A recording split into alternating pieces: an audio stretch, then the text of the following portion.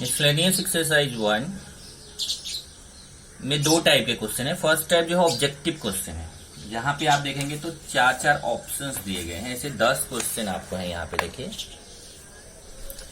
Select the correct option from the given alternative. जैसे first question है, उसमें 4 option दिए ABCD। ऐसे सेकंड में भी दिया है 4 ऑप्शन ABCD। ऐसे थर्ड में भी देखिए, तो सब ऐसे 10 क्वेश्चन हैं। 10 क्वेश्चन तक सब में ABCD ऐसे 4 ऑप्शन दिए हैं। तो उसमें से कोई एक ऑप्शन जो राइट है वो आपको करना है। ध्यान रखिए, एग्जाम में ये क्वेश्चन सॉल्व नहीं करने रहते हैं, डायरेक्ट आंसर लिखना रहता है।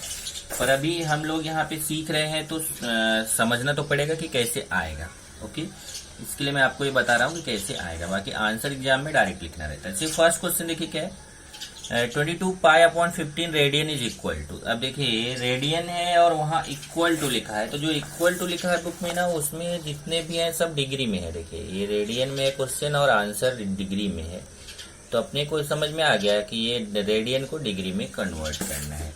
तो आप इजिली रेडियन को डिग्री में कन्वर्ट करना आपको आता है।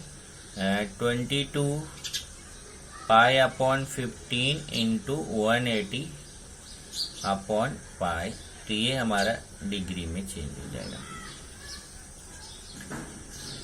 अब इसको केवल कैंसिल आउट करना है। जैसे 15 से इसको आप कैंसिल करेंगे तो 22 और ये पाई पाई कैंसिल हो जाएगा, और 15 से 180 में डिवाइड करेंगे तो 15 1 जा और 15 2 जा, और फिर इसको मल्टीप्लाई कर लीजिए।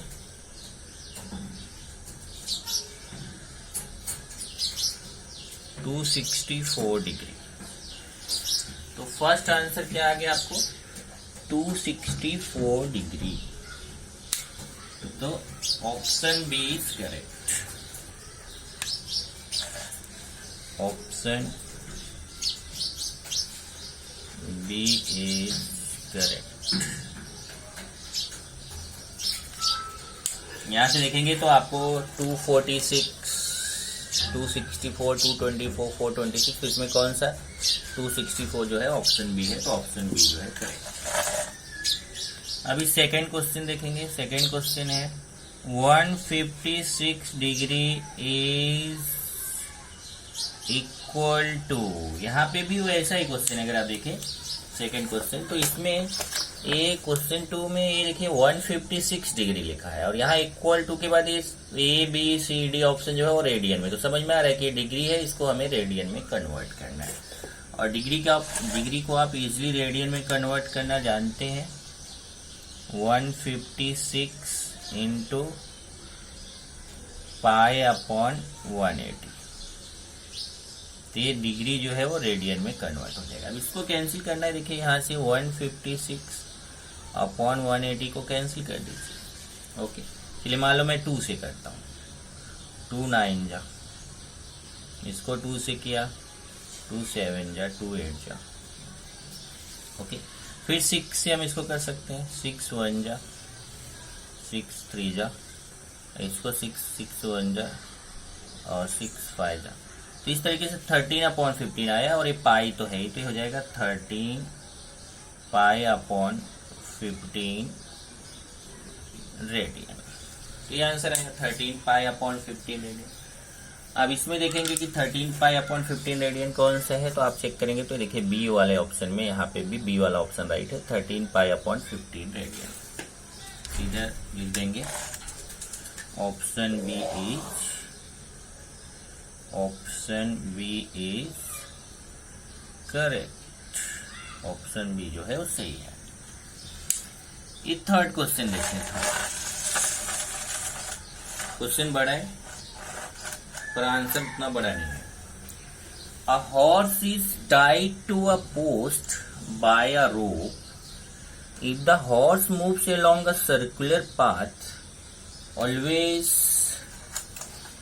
keeping the rope tight, and describes 88 meters when it traces the angle of 72 degree at the center, then the length of the rope is। अब इसको अगर मैं आपको डायग्राम से समझाऊं तो ये आप इजीली समझ जाएंगे। इसमें क्या बोल रहा है कि एक हॉर्स है जो वो पोस्ट बाय अ रोप। अभी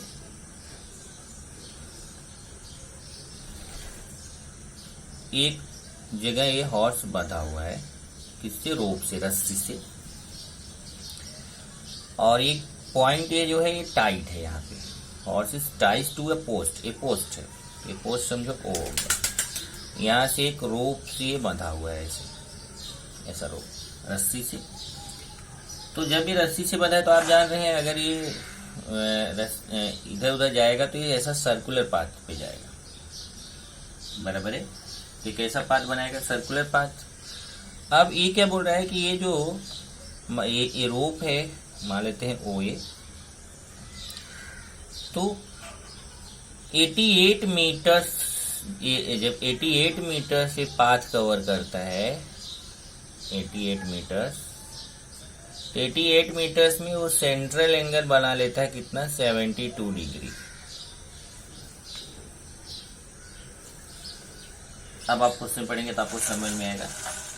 का horse is tied to a post by a rope, तो ओ जो हो गया पोस्ट हो गया और ओ ए रोप हो गया। If the horse moves along a circular path, अब देखो ये बोल रहा है कि सर्कुलर पाथ पे मूव करेगा, ऐसा circular path. Always keeping the rope tight, और ये ध्यान रखना है कि रोप जो है वो टाइट होना चाहिए। And describes 88 metres when it traces, कितना मीटर ये चल रहा है, 88 metre. Traces angle of 72 degree at the centre, तो सेंटर पे कितना एंगल बनाता है, 72 डिग्री।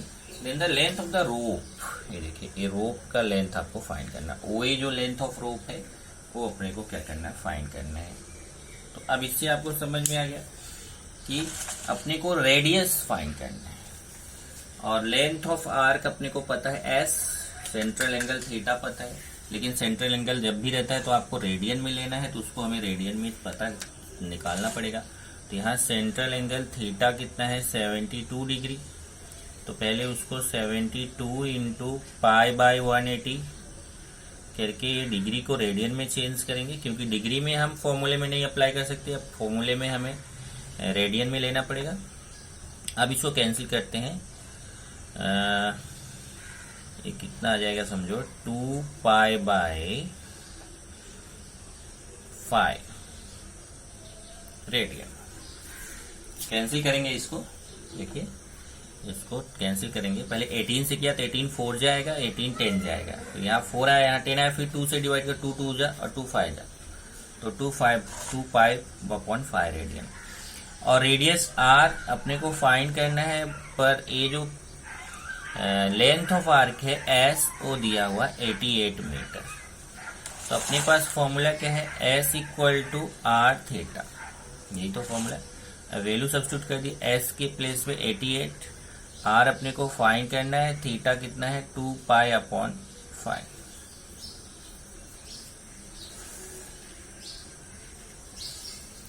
ओके, अब यहां पे अगर आप देखेंगे तो अब आपको क्या फाइंड करना है, इसमें आर का वैल्यू। तो चलिए यहां से आर के वैल्यू फाइंड करेंगे, आर इक्वल टू 88 इंटू ये देखिए 5 अपॉन 2 पाई, ये हो जाएगा। अब इधर आप देखोगे तो 2 से कैंसिल होगा, तो ये तो हो जाएगा 44, चेक करिए 2 से कैंसिल करेंगे तो 44 इंटू 5 अपॉन पाई। लेकिन अपने को जो आंसर दिया ना वो पाई में नहीं है, अगर पाई में आंसर दिया रहता तो हमें मल्टीप्लाई करके आंसर ले लेते, पर यहाँ पे पाई में आंसर नहीं, तो हमें पाई का वैल्यू सब्स्टिट्यूट करना पड़ेगा। तो यहाँ ध्यान रखिए कि जब पाई का वैल्यू आप सब्स्टिट्यूट कर रहे हो तो ये ऐसा सब्स्टिट्यूट करो, जैसे 3.14 भी पुट कर सकते हैं और 22/7 भी पुट कर सकते हैं, लेकिन यहाँ पे हमें 22/7 क्यों पुट करना है, ये देखने का कि इधर जब 22 आएगा तो 7 ऊपर चला जाएगा, जब 7 ऊपर जाएगा तो यहाँ 22 आएगा, तो क्या 22 से इधर कैंसिल होने वाला नंबर है, तो देखिए 22 से 44 कैंसिल होता है, तो 22/7 लो, नहीं तो आप 3.14 लें। तो यहाँ पे हमारा बेस्ट रहेगा कैलकुलेशन अगर हम 22/7 लें, जैसे 44 अपॉन पाई के प्लेस पे क्या लिखेंगे 22/7। अब ये 7 ऊपर चला जाएगा, 44 इंटू 5 अपॉन इंटू 7 अपॉन 22, अब 22 2 जा हो जाएगा, अब 2 5 जा 10, 10 7 जा 70, तो कितना आ जाएगा 70। तो इस तरीके से आर कितना आ गया 70 मीटर। अब यहाँ से देखते हैं 70 मीटर कहाँ पे आंसर है, तो ये चेक करिए, आप देखिए यहाँ ए वाला ऑप्शन जो है वो 70 मीटर है, तो ये आंसर हो जाएगा। अभी जैसे मैं आपको समझा रहा हूँ इसी तरीके से आपको रफ पे करके चेक करना है और आंसर आपको डायरेक्ट लिखना है। तो यहाँ पे आप लास्ट ऑप्शन लिख देंगे। So option A is correct, option A जो है वो सही है। चलते हैं नेक्स्ट पे, fourth question.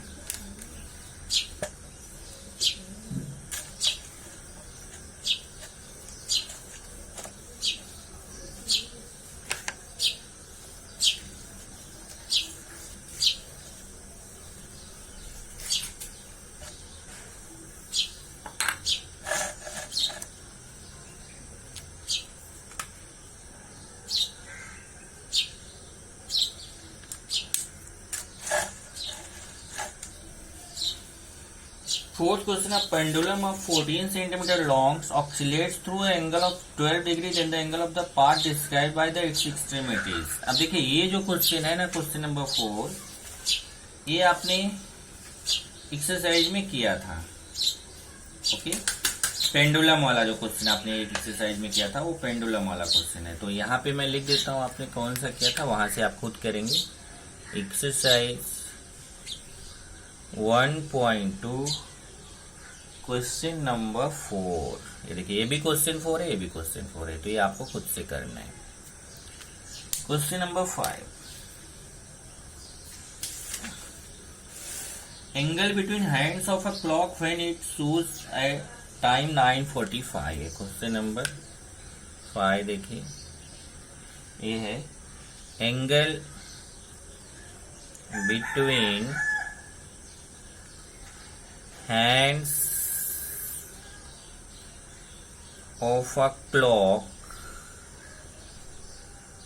when it shows the time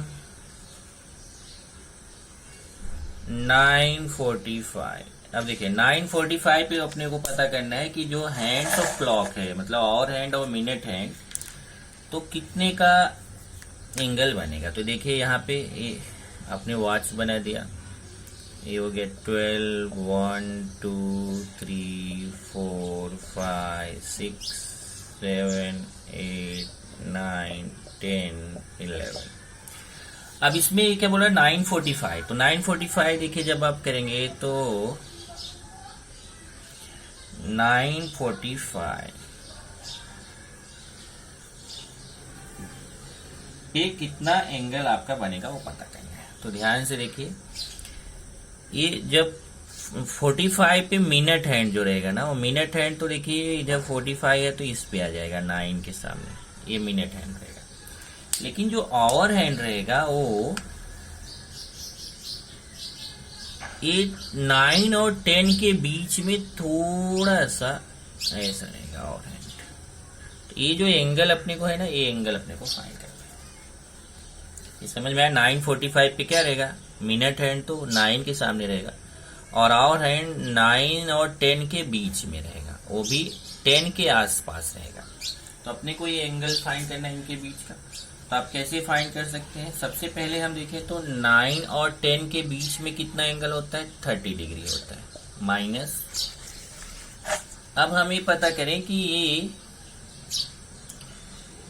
कितना कवर कर लिया। अब इसमें माइनस करने की भी जरूरत नहीं है, अगर आप चाहें तो देखो डायरेक्ट फाइंड कर सकते हैं। कैसे कि ये कितना एरिया इसने यहां से यहां तक कवर किया है वो अपने को पता करना है। तो एरिया कितना कवर किया कैसे पता कर सकते हैं, मिनट हैंड को देखिए, मिनट हैंड कितना चला है, तो पूरा 12 पार्ट होता है, 12 पार्ट में से उसने 9 पार्ट कवर किया है। तो मिनट हैंड कितना चला है देखिए, 9/12 इक्वल टू 3/4 पार्ट। मतलब पूरा 1 राउंड का जो है ना, कितना पार्ट चला है, पूरे 1 राउंड का 3/4 पार्ट चला है। तो जब 3/4 पार्ट चला है ये जो आवर हैंड है वो भी कितना चलेगा, 3/4 पार्ट चलेगा। तो यहाँ से आवर हैंड का ये देखिए, यहाँ से आवर हैंड यहाँ 3/4 पार्ट, पूरा 30 डिग्री का 3/4 पार्ट, तो 30 डिग्री इंटू 3/4 तो 90/4 हो जाएगा। अब 90 को 4 से डिवाइड कर दीजिए, 90 डिवाइडेड बाई 4, ऐसे 4 2 जा 8 और 5 जा 20, तो कितना आ जाएगा 25 डिग्री। नहीं, यहाँ देखिए 1 आएगा, 1 और 0, तो फिर 4 2 जा 8 1 0 और फिर 4 2 जा 8 फिर 2 0 4 5 जा 20, तो 22.5 डिग्री। यहाँ पे कितना है 22.5 डिग्री। इस तरीके से ये आवर हैंड यहाँ से पूरा देखिए 30 डिग्री होता है ना, तो 30 डिग्री में से कितना चला 22.5 डिग्री। तो ये जो एंगल हो गया कितना हो गया 22.5 डिग्री। ये आपको क्लॉक वाला बताया है, उससे आप करेंगे।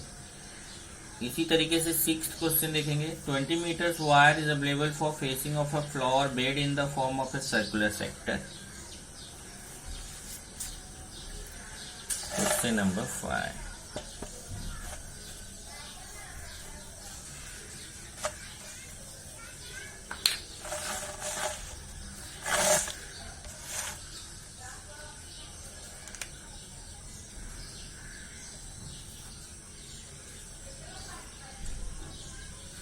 फाइव तो हुआ, क्वेश्चन नंबर 6 था, 5 था question number 6।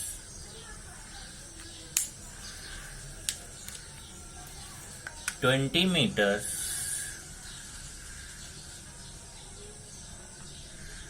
of wire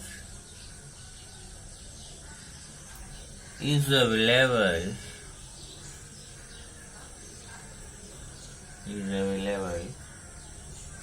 for facing of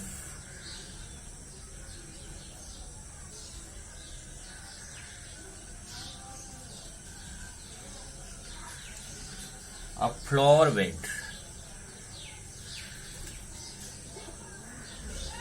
in the form of a circular sector.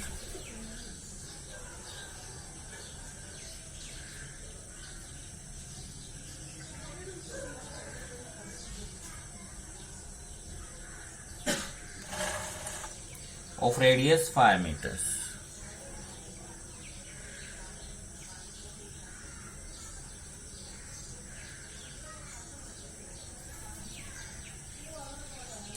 Then the maximum area of the floor bed. Then the maximum area of the floor bed कितना आएगा वो अपने को बताना है। अब देखिए इसमें कैसा है कि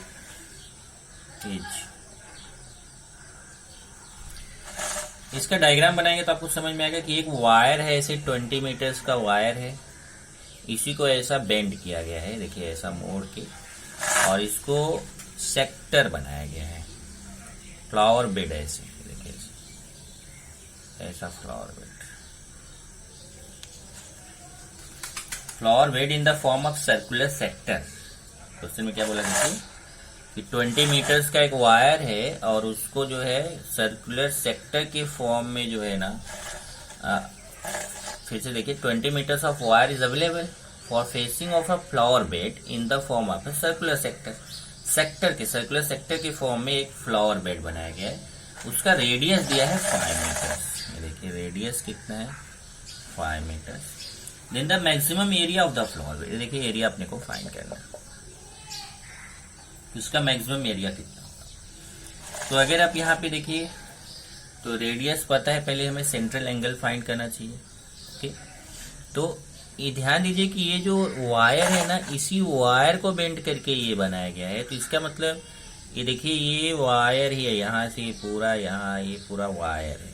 तो ये इसका जो पेरीमीटर है ना सेक्टर का पेरीमीटर, ये पूरा वायर के लेंथ के इक्वल है। तो perimeter of sector perimeter of sector ये होता है 2r+s बराबर 2r+s। और पेरीमीटर अपने को 20 मीटर है, क्योंकि पेरीमीटर ऑफ सेक्टर क्या होगा, लेंथ ऑफ वायर, जो लेंथ ऑफ वायर है वही तो पेरीमीटर ऑफ सेक्टर होगा। 20 = 2r के वैल्यू 5 + s, ये 10 हो जाएगा, 10 इधर आएगा, तो 20 - 10 = s। इस तरीके से s = 10, आपको 10 मीटर आ गया। अब s = 10 मीटर आ गया और r आपको पता है, तो आप इसका एरिया इजीली फाइंड कर सकते हैं। सो एरिया ऑफ सेक्टर क्या होगा, 1/2 × r × s, यही तो होता है ना, 1/2 × r × s। 1/2 r के वैल्यू 5, s का 10, और फिर ये 2 × 5 = 10 और 5 × 5 = 25 और एरिया है तो स्क्वायर मीटर। तो आंसर आएगा area of sector 25 square metre. तो यहाँ से आप देख सकते हैं 25 स्क्वायर मीटर। फिफ्थ वाले में वहां लिखना था option D is correct. Option D जो है 22.5 वो करेक्ट है, तो फिफ्थ वाले में लिख देना ऑप्शन डी इज करेक्ट। और सिक्स्थ में ऑप्शन सी इज करेक्ट। तो option C is correct, option C जो है वो सही है। इसी तरीके से 7 देखिए, if the angle of a triangle is the ratio 1:2:3 then the smallest angle of in radian. तो आप ऐसा क्वेश्चन कर चुके हैं एक्सरसाइज में, आप कर सकते हैं। Semi circle is divided into 2 sectors, angle 4:5। अब देखिए ये सर्कल है तो उसका रेडियस दोनों का सेम रहेगा सेक्टर का, तो फिर आप वहां पे उसका एरिया का रेशियो फाइंड कर सकते हैं। तो इसके बाद 9 देखेंगे तो angle between hour and minute hand 20 minutes past two 2:20 पे जो है वो कितना होगा एंगल, वो पता कर सकते हैं। और central angle of sector of circle is area 95 square centimetre 60 degree, perimeter of sector find करना है। तो आपको ये क्वेश्चन होमवर्क है, तो होमवर्क क्वेश्चन 7 to 10 ये आपको खुद से करना है।